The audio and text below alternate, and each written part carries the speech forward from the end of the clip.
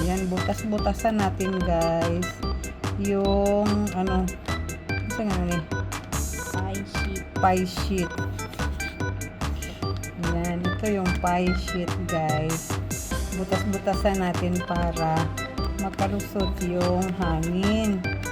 Kasi gagawa kami ng apple pie. Ayan, diba?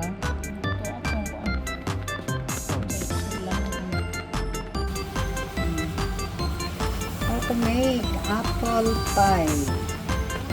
Ayan. Cut the apple into cubes. And put in the, what's that? Caldero? Put in the caldero and put sugar, butter, and then mix until it will become apple pie. Apple jam pa daw. Filling. Ito yung apple na sinaslice namin into cubes kanina. Tapos nilagyan mo namin ng sugar and butter. Tapos ito na po, ito yung ipapalaman namin sa aming apple pie. O diba? Ganito po ang paggawa ng apple pie guys. Yung mga apple na hindi masyadong malutong, hindi masyadong masarap, o yung mga luma yung apple, pwede nyong gagawin ng ganito. Gawin yung apple pie. Wow. Another style?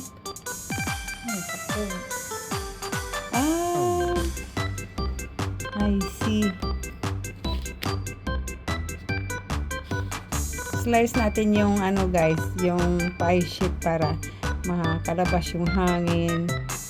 Tapos ano nyo yan. Ganyan ang paggawa ng apple pie. Tapos yan na po yung ipalaman ha.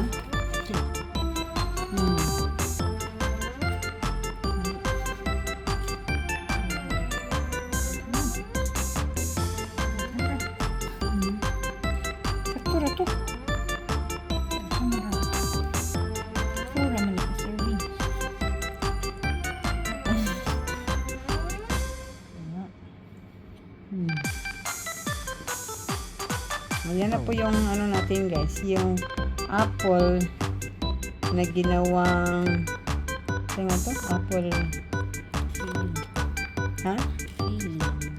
apple fillings. Ayan, 4 servings po ito guys. 4 servings ang magagawa dito. Ayan, diba? Tapos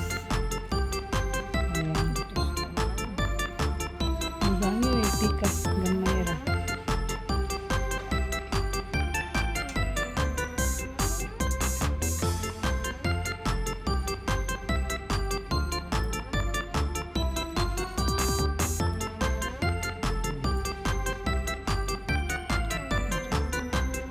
Dekora.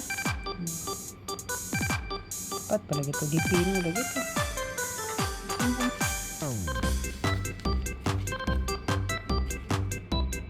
Anara, bali ya. Iya kadang tama. Ini anak ya. Sige.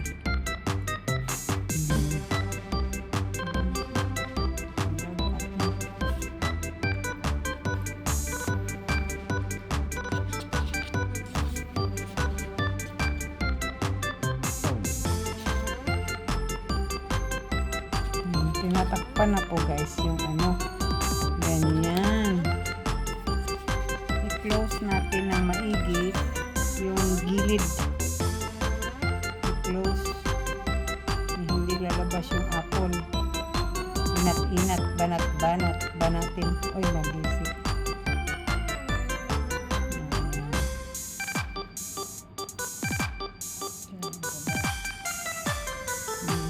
Finger lang niya guys. Kasi hindi na tayo magka-gloves.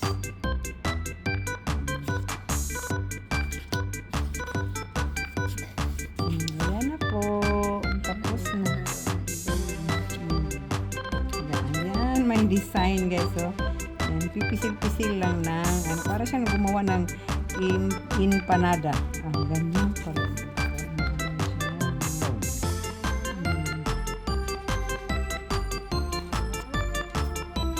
Nice, diba? Ayan, finished product. Ayan, ganda. Tapos ito, another one. Pisil-pisil sa gilid. Pisil-pisil. Ganyan lang po. Hindi na natin gamitan ng gloves. Pisil-pisil lang.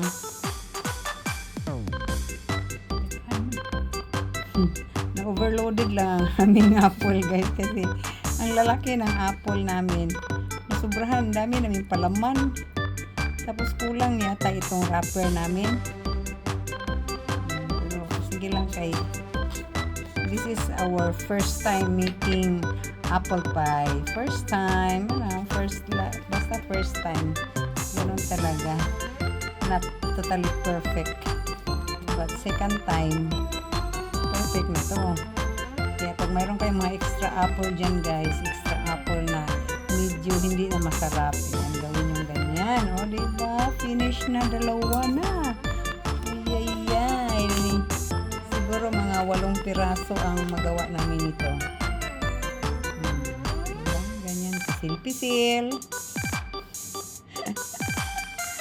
Ay, naku guys. Ganyan ang para, kasi alam nyo guys, bumili kami ng nito. Ilang piraso? 5 piraso, nakain na namin yung 2. Tapos yung isa, medyo, tinapon ko kasi,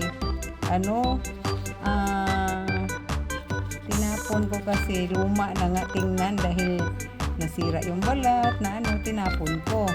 Ngayon, sabi niya, bakit mo itatapon? Gawin yung laman, gawin natin apple pie.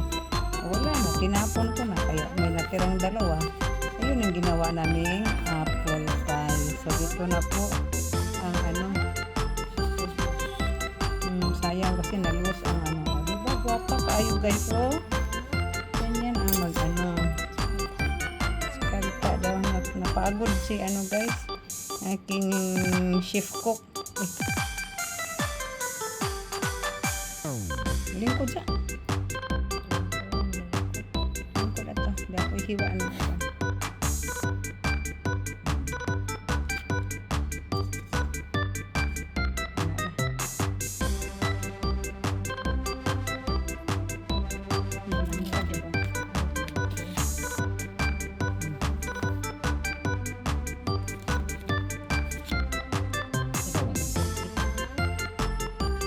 hula rani guys.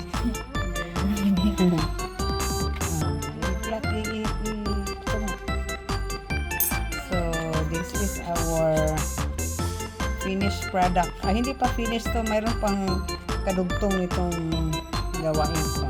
Sige. So diara guys ang among apple pie. Apple pie na tapos na guys, lagay na to sa oven. Yan, yung oven na natin to. Yung mga walang oven, pwede nyo sa pugon isugba 200 degrees ang kainiton sa oven.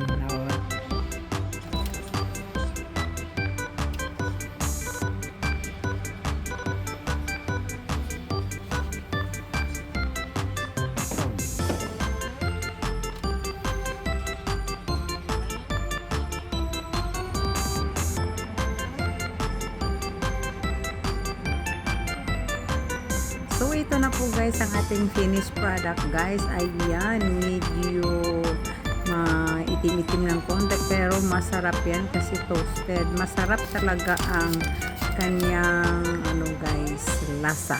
So tikman po natin at maibigan, ayan po, kain na po tayo ng ating apple pie. So yummy yummy. Ayan po, ang sarap na. Ang sarap-sarap talaga guys. Grabe.